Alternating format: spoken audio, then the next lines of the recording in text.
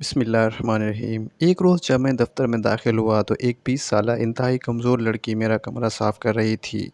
اس کے کپڑے انتہائی پرانے کپڑوں کا رنگ گو کہ سفید تھا، لیکن اس پر اتنی گرد پڑی ہوئی تھی کہ وہ مشکل سے سفید نظر آتے تھے۔ میں نے اپنی سیکرٹری سے پوچھا کہ یہ کون ہے؟ جواب ملا کہ ہماری پہلی صفائی کرنے والی آیا بیماری کی وجہ سے کام چھوڑ گئی ہے، یہ لڑکی اس کی جگہ پر آئی ہے۔ دن گزرتے گئے، اس بچی کی آنکھوں کی حیا اور چہرے کی معصومیت ایک پیغام دیتی تھی۔ میں نے کبھی اس سے متعلق پوچھنا مناسب نہیں سمجھا۔ اس بات کو کوئی 6 ماہ گزر گئے تو ایک روز میری سیکرٹری نے مجھے کہا کہ اسے 2 چارپائیاں لے کر دے دیں، اور پھر اس نے وہ واقعہ سنایا جو اس کے ساتھ گزشتہ رات پیش آیا تھا۔ کہنے لگی کہ روزانہ اس کا شوہر سائیکل پر اسے لینے آتا تھا۔ کل جب وہ کافی دیر تک نہیں آیا تو میں اس کو اس کے گھر چھوڑنے چلی گئی۔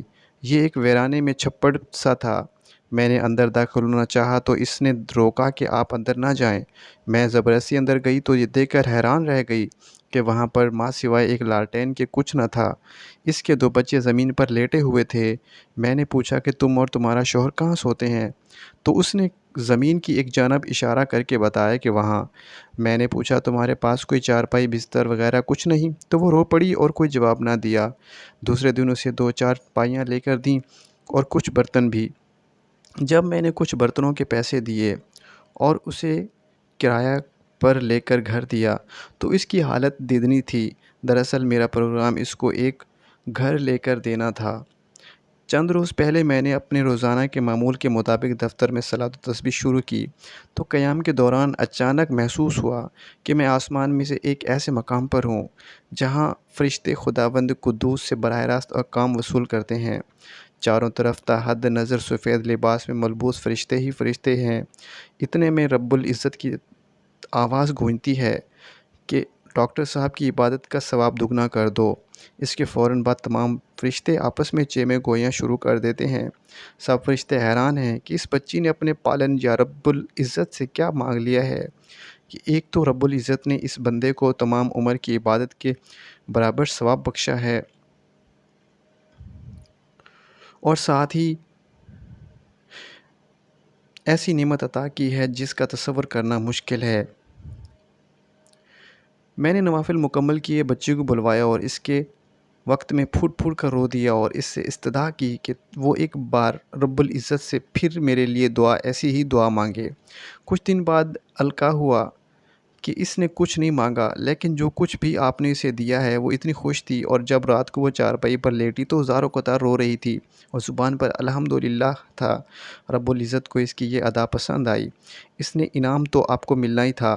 میں نے اسے گلے بلوا کر اس لڑکی کے گھریلو حالات معلوم کیے تو پتہ چلا کہ اس نے انتہائی کم پرسی کی حالت میں زندگی گزاری ہے۔ وہ بلکہ ان پڑھ تھی لیکن نماز کی پابند تھی۔ گھر میں کبھی سالن نہ بھی ہوتا تو وہ روح کی سوٹی کھا کر بھی گزارا کرتی، لیکن اللہ تعالیٰ کا شکر ادا کرتی۔ الحمدللہ رب العزت تیرا شکر ہے۔ کچھ ایسے لوگ بھی ہوں گے جن کو یہ سوکھی روٹی بھی میسر نہیں۔ چھوٹی عمر میں جب وہ 14 برس کی تھی، ماں باپ نے خالہ زاد کے ساتھ رشتہ طے کر دیا تھا اور شادی ہو گئی۔ شوہر ایک موٹر سائیکل کی دکان پر کام کرتا تھا، کبھی 1500 کما کر لاتا۔ 1 سال کے اندر 2 جڑواں بچے پیدا ہوئے، کبھی ابلے تھاپے اور کبھی کسی کے گھر میں ایک وقت کی روٹی اور 2000 ماہانہ پر کام کیا، لیکن ہر حال میں اس نے اللہ رب العزت کا شکر ادا کیا۔ شروع میں سسرال والوں نے ایک چھپڑ میں رہنے کی جگہ دی، پھر وہاں سے نکال کر اور ہم نے معصوم بچوں کے ساتھ بھینسوں کے کمروں میں ایک نکڑ میں رہ کر گزر بسر کی، اور جب اسے ہسپتال کی نوکری ملی، لیکن کرائے کا مکان لے کر وہ جانتے ہیں کہ اب مہنگائی کا کیا عالم ہے، لیکن ہر حال میں ذات باری تعالیٰ کا شکر ادا کیا۔ آج میں اتنی خوش ہوں کہ میں زندگی میں تصور بھی نہیں کر سکتی تھی کبھی ایسا بھی ہوگا۔ آج پھر میں اپنے رب العزت کے حضور سرب سجود ہوں اور اپنے ڈاکٹر صاحب کی بھلائی اور خوشی کے لیے دعا کرتی ہوں۔ مجھے گھر مل گیا، گھریلو خوشیاں مل گئیں۔